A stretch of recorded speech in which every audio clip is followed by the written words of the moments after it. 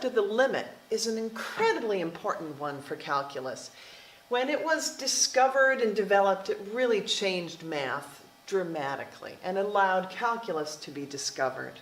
So we're going to spend some time today figuring out what a limit is. And rather than my just telling you, I'm hoping that you've already had a chance to look at this worksheet and to spend a good 20 or 30 minutes with your compatriots trying to figure out how I found the limits that I did, and then trying it yourself.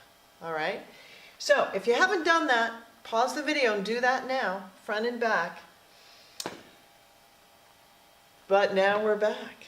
And we are, in fact, going to talk about finding limits graphically, numerically, and algebraically. Just a quick introduction.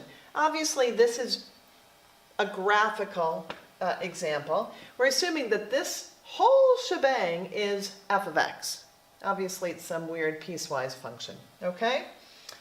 All right, and of course, the notation, as I say here, the limit as x approaches -3 of f of x is blank. That's how you read this notation, okay? All right, so the limit as x approaches -3 of f of x, I said was 2. So let's look and see. So when x is -3, there's -1, -2, -3. I said that the limit was 2. Well, clearly the limit has something to do with the y value, but you may note here that the function f of x is not defined when x is -3, and yet still I said the limit was 2. How can that be? Well, I hope that you have determined that the limit is the y value that you are getting infinitely close to as you are getting infinitely close to that x value. You know, Gil in my class the other day said, the limit is the expected y value. I really like that. You expect the y value here to be 2. That's the limit, okay? So, when x is approaching -2, that's right here, the y value is 1.5, and sure enough, that's my limit as well. The limit as x approaches -2 is 1.5. That's the y value. Now, look, 1.5 is the actual y value of the function. So it really doesn't matter if the y value exists on the function or if it doesn't exist. The limit is the expected y value, the y value that you are getting infinitely close to as you approach a certain x value. Okay, I keep touching the screen, which isn't working. All right, the limit is x approaches 1.5. Okay, my x value is 1.5. And here I said that the limit was 0. Well, sure, that's the actual y value. So if I approach that from the right and I approach that from the left, I am expecting to get a y value of 0. That's my limit. Alrighty? And whenever you're finding the limit at a point, that's what you have to do. You come in at it from both sides, because then you'll know exactly what y value is expected. Okay? All right, let's look. The limit as x approaches -1, all right, so here's where x is -1, does not exist, left not equal to right. What did you guys think that meant? Well, sure. I'm coming in from the left, and I'm thinking my y value should be 1, so that my limit should be 1. But when I'm coming in from the right, my expectation is that my limit, my y, would be -1. Left says 1, right says -1. They're battling it out, and they don't agree. You know what that means? We don't know what the limit is. The limit does not exist. The limit does not exist. It's from a movie. Okay? Fantastic. So your scout, if you will, coming in from the left and your scout coming in from the right, they have to agree on the y value for the limit to exist. Okay, the limit as x approaches -infinity. Oh, so I'm not approaching a point. This is a slightly different kind of limit. I'm just heading towards negative infinity on the x-axis. And what's happening to the y value? It's heading up to positive infinity. So that limit does not exist because it's going to infinity. Hey, we've done this before. What did we used to call this? 2 words. I think I heard it out there. End behavior. Sure, when we were finding end behavior with horizontal asymptotes in those rational functions, we were finding limits, even though we didn't use that word. All right, so let's zip down and see how you did on the one that you tried. And again, if you haven't tried this yet, pause the video and do it. All right, so I have a new function, a new weird piecewise function. This whole thing is f of x. The limit as x approaches -4. Okay, I'm zooming in from the left, and I'm expecting a y value of 1. I'm zooming in from the right. Hey, they both agree. My limit is 1. You might say, but hold on, there's a hole in that function. Well, as we discovered before, it doesn't matter. If the function exists at that point, that doesn't affect the limit, right? And look, here's this random value, f of -4 equals 2, but that's not the expected value. That's not the value I'm getting infinitely close to as I get infinitely close to -4. So that value has nothing to do with the limit. The limit as x approaches -4 would be 1. The limit of this function as x approaches 0, ooh, I'm coming in from the right. That scout is predicting a 1 as my limit. I'm coming in from the left.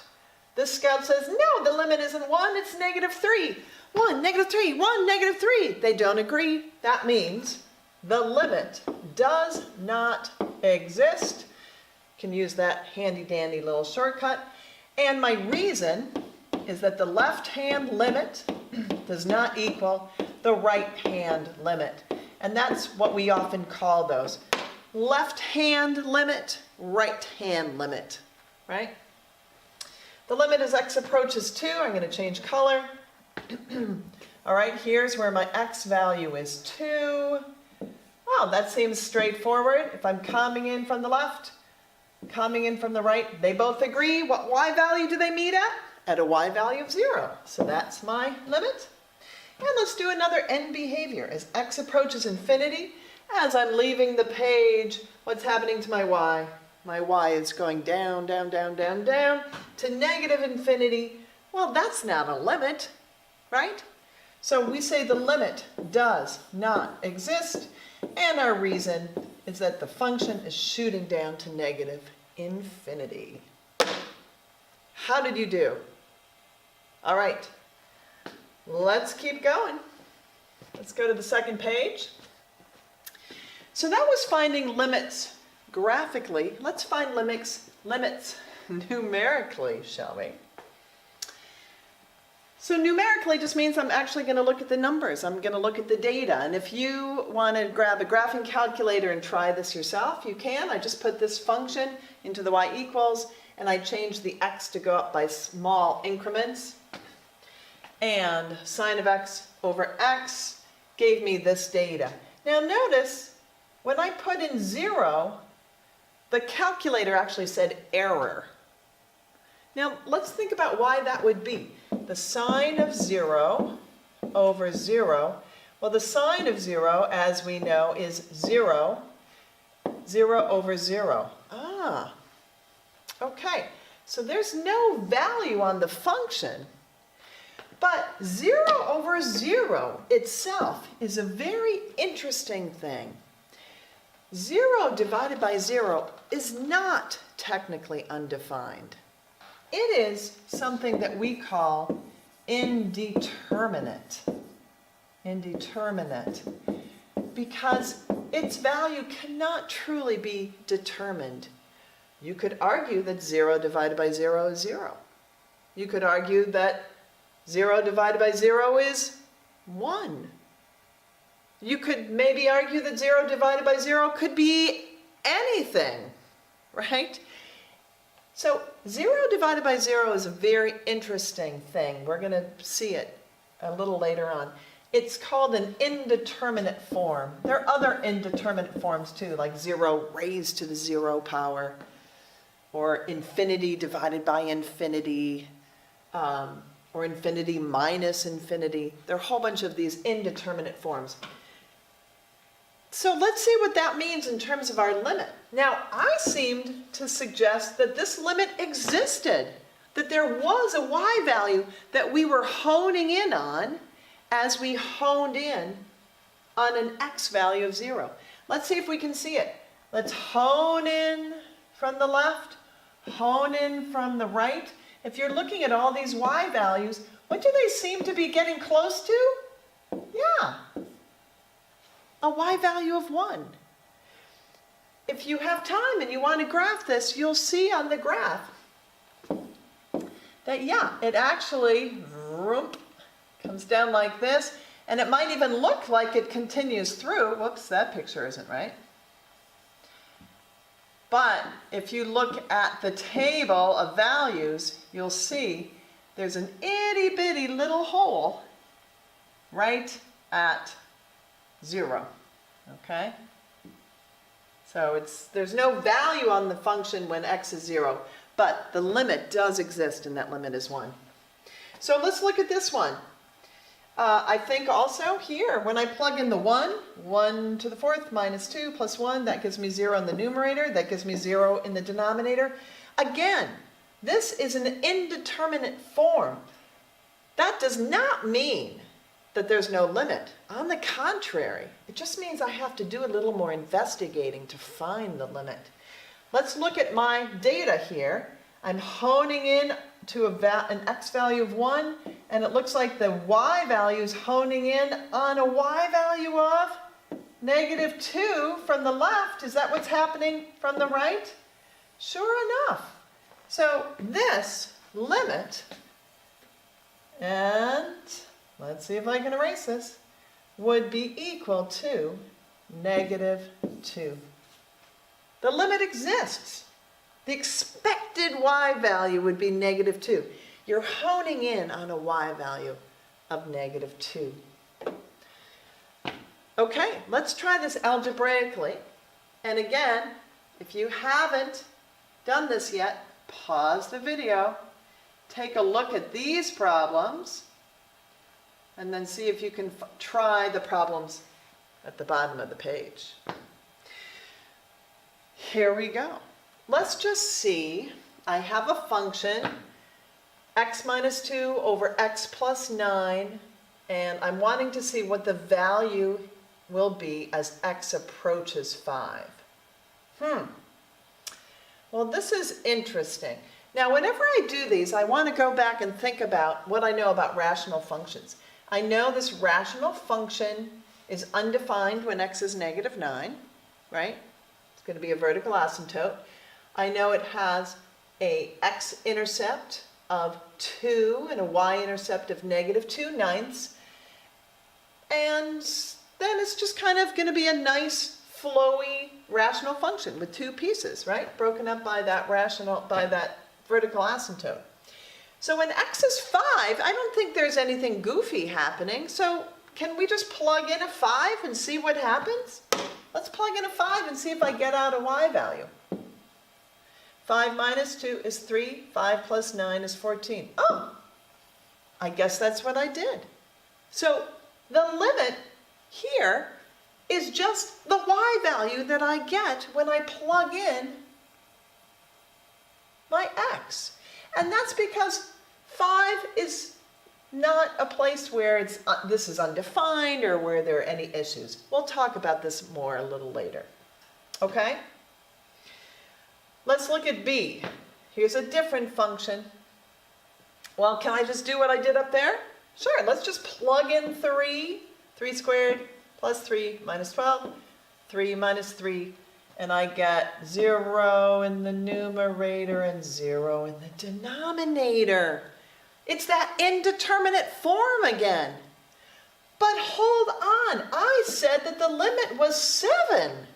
How in the heck did I find a limit of 7? Well, remember what I said. When you get an indeterminate form when you're finding limits, that means your work has just begun. You need to do a little more work to see if you can find a limit. So the analysis I did up here, nothing funny was happening at 5, but I think you'll see that something funny is happening at x equals 3. It gives me a denominator of 0. So maybe I should investigate further. And right now I'm a bit flummoxed, but I'm going to look up here and see this word algebraically. So heck, can I try some algebra? Remember, algebra is there to rescue us in moments like this. What algebra could I do that might help me? Any ideas? Let's factor. Sure. What the heck? Factoring often helps. Let's factor that numerator. I get x plus 4 over x minus 3. I already have that denominator, and look at what we have. I'm seeing where the 0 over 0 came from. If I plug in a 3, that will produce a 0. A 3 will produce a 0 in the numerator and a 0 in the denominator. That's where the 0 over 0 came from. But if I divide x minus 3 by x minus 3, I basically simplified this rational function to equal x plus 4. So now is it safe to plug in a 3? Sure, let's try that. 3 plus 4 equals 7, and that's my limit. Now, of course, the function doesn't equal 7 because it's not defined. But this function, if you want to put this original function in your calculator, I think you will be interested to see that it looks like a line, but there's a tiny little hole in it where x is 3 and where y is 7. You won't see the hole on your graph, but if you look in the table, when x is 3, it will say error. But the expected y value, the y value you're honing in from the left and from the right is 7. Therefore, the limit does exist, and it's 7. All right, let's look here. 2 is going to lead to some troubles in the denominator. Let's see what it gives me in the numerator. When I substitute in 2, I get negative 6 over 0. Well, that is just plain wrong. That brings the math police to your door. That is undefined. Therefore, the limit does not exist. And if you think about this graphically, we'll spend more time with this later. What's happening at 2 graphically? Yeah, it's going to be a vertical asymptote. So you know your function is either shooting up to infinity, or shooting down to negative infinity, or both, depending on what side you're coming from. That's why the limit would not exist at x equals 2. All right, let's try these. Again, if you haven't tried them yet, pause the video, try these. But let's talk about them. So, the limit as x approaches 3. I don't think 3 is going to be problematic. I think I can just plug 3 in and see what y value I get. 3 minus 2 is 1. 3 plus 1 is 4. All right, there's my y value. It also happens to be my limit. Boom. The limit is 1/4. All right, if I plug negative 4 in here, what am I going to get? Yeah, I'm going to get 0 over 0 again. That indeterminate form. Remember, 0 over 0 means your work is not done. We need to do something to find that limit. And let's see if there's any algebra we can do. Well, the algebra we did up here was to factor. Should we try that again? All right, let's factor the numerator. That's just the difference of perfect squares. X minus 4. X plus 4, the denominator x plus 4, there's the source of the 0 over 0. I'm going to divide those out. So I really simplified this to x minus 4. So when I plug in negative 4 minus 4, that will give me a limit of -8, which is the answer for this second problem. The limit as x approaches -4 of that function is -8. Again, I encourage you to pop those in a graphing calculator and you will see that the y value is honing in on a y value of -8. The function is not defined there, but the limit is defined. And lastly, x is approaching 2. I'm feeling suspicious about this. 18 over 0, that is impossible. That's insanity. The limit does not exist for this last one. All right? There's a vertical asymptote. My function is either shooting up or down or a little bit of both, right? Heading towards infinity or -infinity. Aren't these limits fun? I think they are. All right? I hope this was helpful.